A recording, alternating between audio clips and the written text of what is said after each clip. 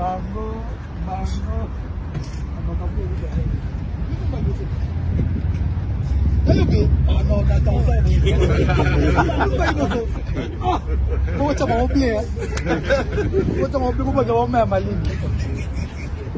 en tout cas, bienvenue.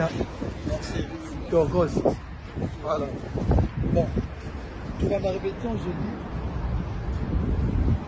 Bon, chef, avec le programme, il y a un mot,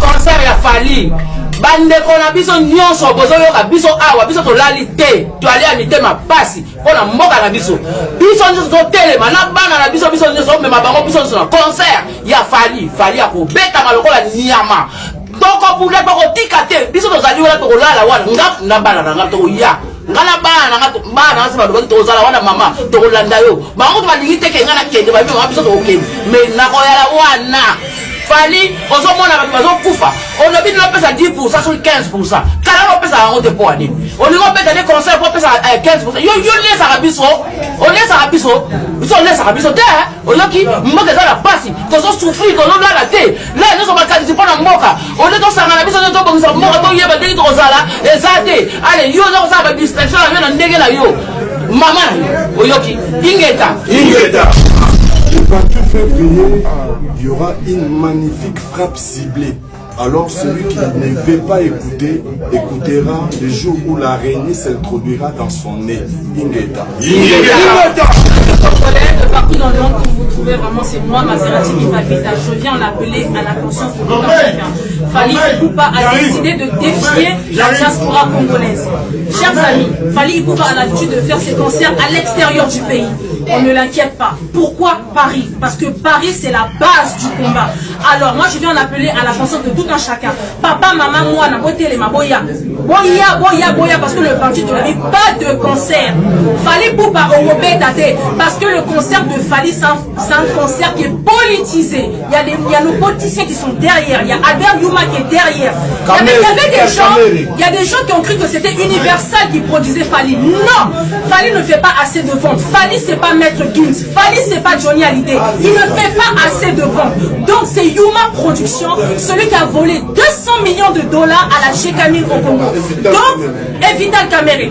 Donc, ce qui veut dire que Fally Ipupa est financé par nos politiciens qui veulent ébranler notre combat. Le combat ne tombera jamais. Paris ne sera pas paralysé. Fally Ipupa, yo deux autres personnes à ma lébozo yo kaki. Fallait que bête en Rwanda, au Kimi Rwanda, pour le malaise. Ah, on y a défié biso. Fally, s'il y a des gens qui meurent, ça sera sur ta responsabilité. Obama va en Afrique du Sud. Ils sont portés. Fally Ipupa, Obama va en Afrique du Sud, to boss salade. Yo kaka, stop à la guerre, on y a la mais yo peka. Tozali à Kokabanda, ça nous chaque fois. Tozala jamais à Kokabwana, ma plateforme ezali et belene tosarani awa. Tozali, ma plateforme différente. Yango tebiso atu boye. Yo oyo nanu aussi message au tebiso boye. La résistance est prête. Le 28, biso nyonso tokutana na Bercy à partir de 8h 9h. Nekonama siko zali beta lisolo na mutu nyonso. Tokutana biso nyonso.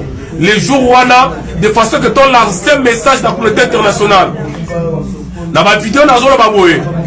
To luka occasion ya kopesa message na BBC, na CNN, na RTBF, na ma chaîne nyonso ya minene ya monde. Na TV5 tozo occasion na te. Merci Fally Ipupa na lobaka yango. Des kings de babenga yo, osungi la résistance et ont occasion ya ko lancer un message dans le monde entier, citation ya Congo. Yo n'a pas fait un message na Congo, to etali Congo za occasion te. Voilà occasion mon ani de konanga. Toya tolobela liwa ya Matungulu. Liwa ya 450 personnes à Koufana na bakunda na maluku. Liwa ya ba millions de millions ba tonyo so ba kufa pour ma belé à Congo. Ba pesi yo opportunité oya koloba. Alors ne konanga kozanga te mukolana. On lance un message parce que la presse internationale sera présente pour la kolobela citation ya mboka na biso. déterminé bakosaki bazwi bilongi na biso moko moko basala bamontage na bango sikoa mokwake biso tozali pour concert wana NON Luvulu lokuta bayebi na bino ke bandeko bajeune tozobunda mpo na avenir na biso ata biso baoyo tokozwa opportunité ya komona libération ya mboka wana menaji na yasi na ndenge nzambe akobatelaka biso tokomona yango mais tozobatela avenir ya jeunesse de la France. Je lance l'appel, le mec et le meuf d'ici, sortez, c'est pour votre avenir. Je vous dis, sortez dans la rue les jours là, le 28 février devant Bercy. Nous allons faire ce que nous allons faire. Bon, merci Bandeko Bomoni Tozalia wa Tebisa Kibino. Toza idéologie mo pour mes amours que allez concert ya Fally Ipupa. Bandeko na ce moment to sangani a to bango chaque fois bituma na biso zali contre ba musicien te. Bituma biso zali contre ba impérialiste bazana sima ba musicien. Les loba utiliser muto abenga ka Fally Ipupa aya kozong sa distraction a on a combat. Ingeta peuple congolais. Bon, merci Bandeko Bomoni Tozalia wa Tebisa Kibino. Toza idéologie mo pour mes amours que allez concert ya Fally Ipupa. Bandeko na ce moment to sangani a to bango chaque fois bituma na biso zali contre ba musicien te. Bituma biso zali contre ba impérialiste bazana sima ba musicien. Les loba utiliser muto abenga ka Fally Ipupa aya kozong sa distraction a on a combat. To sangani awa bandeko na ngai pona balikambu moko le 28 février na parti à 8h 9h bandeko. Bino boko yana butu tant mieux encore. To kuta biso nyonso le 28 na Bercy.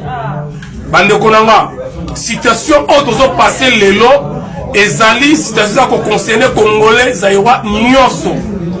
Yango to sengena nyonso sa conscience na ye. Oyo bozoyo que zo sala ma concert wana za objectif moko pona kobomba diaspora. Bayebi ke ba oyo batikala balobelaka mboka wana na bosolo ezali diaspora. Pas n'importe quelle diaspora, mais la diaspora consciente. Yango to sangani awawa. Bato bakanisa tozali akokabwana toyebisano chaque fois tozalaka jamais akokabwana ba plateforme ezali ebelele tosangani awa tozali ba plateforme différente. Yango toyebisi batu boye yo oyo nanu ozwi message oyo toyebisi yo boye la résistance est prête. Le 28 biso nyonso tokutana na Bercy à partir de 8h 9h. Nekonanga siko zali beta lisolo na mutu nyonso tokutana biso nyonso les jours wana de façon que ton lancé message dans la communauté internationale. Dans ma vidéo nazolo baboye to luka occasion ya kopesa message na BBC, na CNN, na RTBF, na ma chaîne nyonso ya minene ya monde. Na TV5 to occasion na te. Merci Fally Ipupa na lobaka yango the king de babengaka yo osungi la résistance et occasion ya ko lancer message na monde entier situation ya Congo. Yo nga kopesa message na Congo to etali Congo za occasion te. Voilà occasion mona ninde konanga to ya to lobela liwa ya Matungulu liwa ya 450 personnes bakufa na o bakunda na maluku liwa ya ba millions de millions bato nyonso bakufa pour mabele ya Congo bapesi yo opportunité oya koloba. Alors ne konanga kozanga te mukolana on lance un message parce que la presse internationale sera présente pour la kolobela situation ya mboka na biso. Ingeta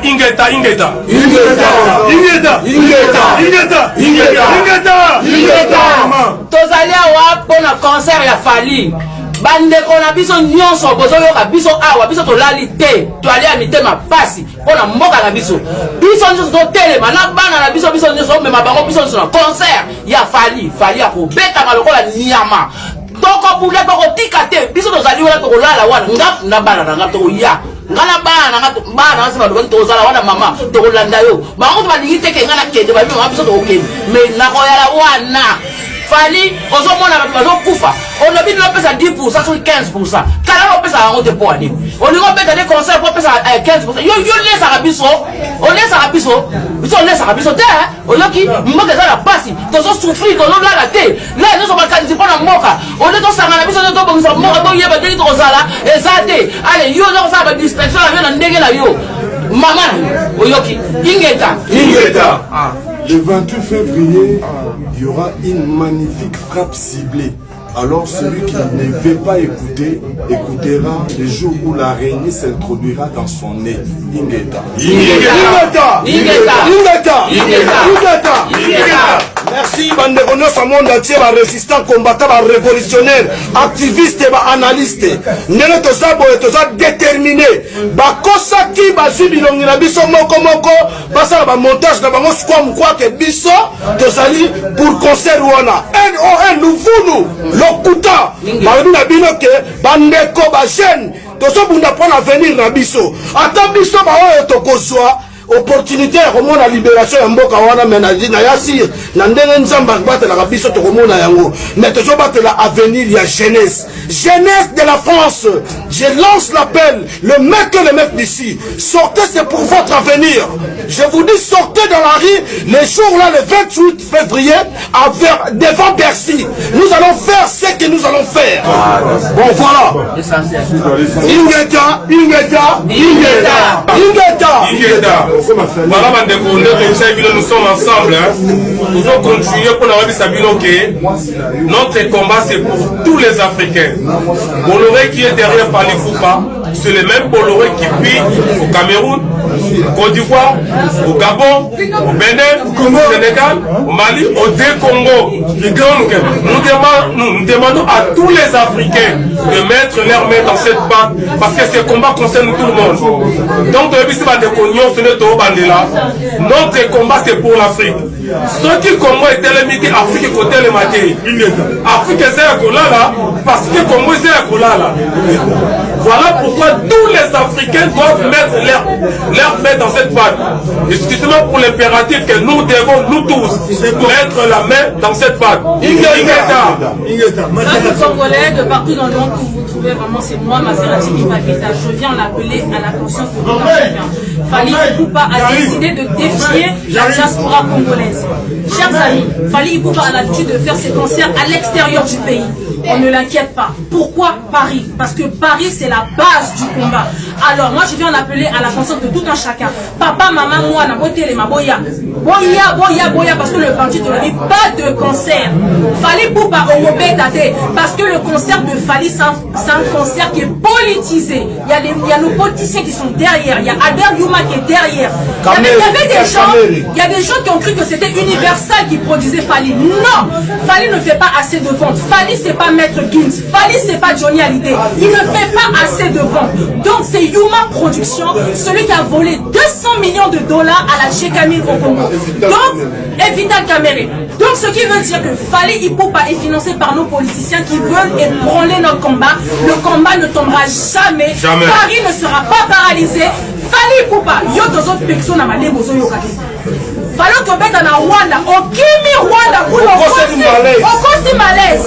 Ah, yo défier biso. Fally, s'il y a des gens qui meurent, ça sera sur ta responsabilité. Obama va en Afrique du Sud. Ils sont portés. Fally Ipupa, Obama va en Afrique du Sud, to boss sanate. Yo kaka, stop à la guerre, oyembelaka mais yo peka. Bienvenue à Paris. Merci beaucoup. Bienvenue à Paris. Chef à télé payé. Eh, ya Roland Agazul Mubega. Zouana. Roland Ndeni. Kito. Campo de Willy. Identité. Osala nanga gobwa koyo na banda yango banda bomona. Nazalaka na souvenir à Fally Ipupa komisanga bologa identité. Ngomba ngomba ya mara ngomba zanga ba. Et parce que Alex Valiawa ambasi pa epoto don aume epoto ça dit bien kabuya ye. Makambo agala tana Fally akipakade. C'est passé oh makambo agala Fally Ipupa. Et parce que Alex Valiawa ambasi pa epoto don aume epoto ça dit bien kabuya ye. Makambo agala tana Fally akipakade. C'est passé oh makambo agala Fally Ipupa. Basi pas un poteau dans la roue. Chef du cartel. Tabou ya ye. Magambo agana tana kali ya kipakate. Oh magambo agana kali kufa kipakate. Ase le passé oh, passé oh yo yo. Kali bande le.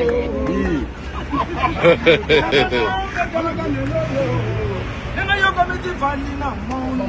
Atobola lokusa. Atobola mizika. Reta yambo.